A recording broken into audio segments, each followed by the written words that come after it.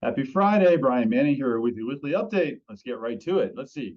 Monday this week, we had just such negative media from CNBC about the housing market and how it's so bad and how appreciation is down. And, we've talked about this. So, yes, appreciation is going to moderate. Appreciation went from 19% to 17%. That's normal. We're going to see this happen. We've been talking about this in the past. Certainly seeing a little bit of cooling is just fine. The market we just came out of was not sustainable. Again, you got to watch the negativity of the media because they make it sound horrible, but really 17% appreciation is pretty ridiculous. We also got some feedback on builder supply.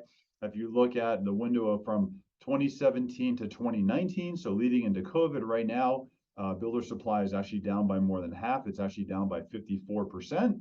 So if you look at what's available for new construction prior to what we're at before going into the pandemic, we're definitely seeing the numbers down there, which is going to be considered tight supply, and that's going to help appreciation as well. Also, if you look at what was under contract and that window from 27 to 2019 before the pandemic, 25% were under contract, and right now 51% are under contract. So builder supply down, under contract for builders down, still going to put up the fight for solid appreciation, but of course we're going to see it moderate. Tuesday this week, we got CoreLogic. So CoreLogic gives us feedback on home appreciation. This was for the month of June. On a month-over-month basis, it was up 0.6%. On a year-over-year basis, it went from 20% down to 18%. Still very robust numbers, still very strong. But like I've already said, you're going to see appreciation moderate. So I'm not shocked to see it come down from 20% to 18%. I think where we're heading with this is going to be a solid mid-single-digit appreciation for a little while. That's pretty phenomenal if we get to that, and it just kind of remains that. This does not mean that the housing market is crashing. This does not mean that there's just pure turmoil in the housing market. It just means that things are calming down, which they absolutely had to do. So to see a little bit of cooling of appreciation there is not surprising. Wednesday this week, we had Fed presidents on parade.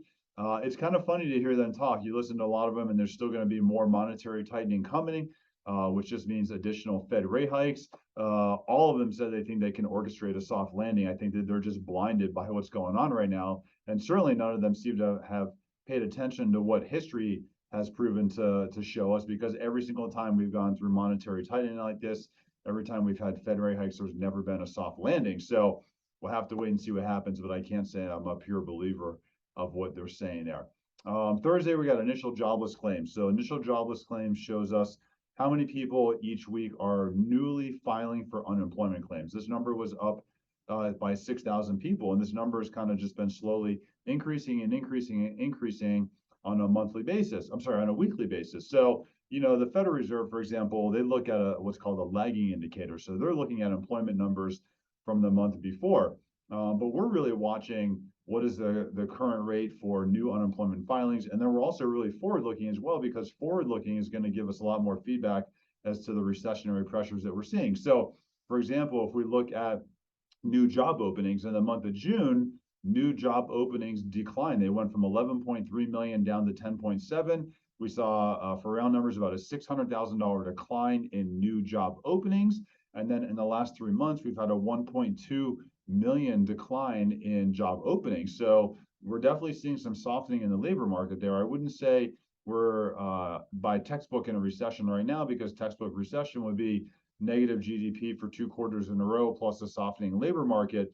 But perhaps if we keep an eye on new unemployment filing claims and we keep a good eye on job openings, that will be the leading indicator and kind of the canaries in the coal mine of where we're heading as far as the economy is concerned. I'm around all weekend. If you have any questions, let me know. If you want to get pre-approved, give me a call. You want to go through our strategic buyer consultation, call me on my cell phone, text me. I'd love to help you any way I can. Happy Friday. Have a great day.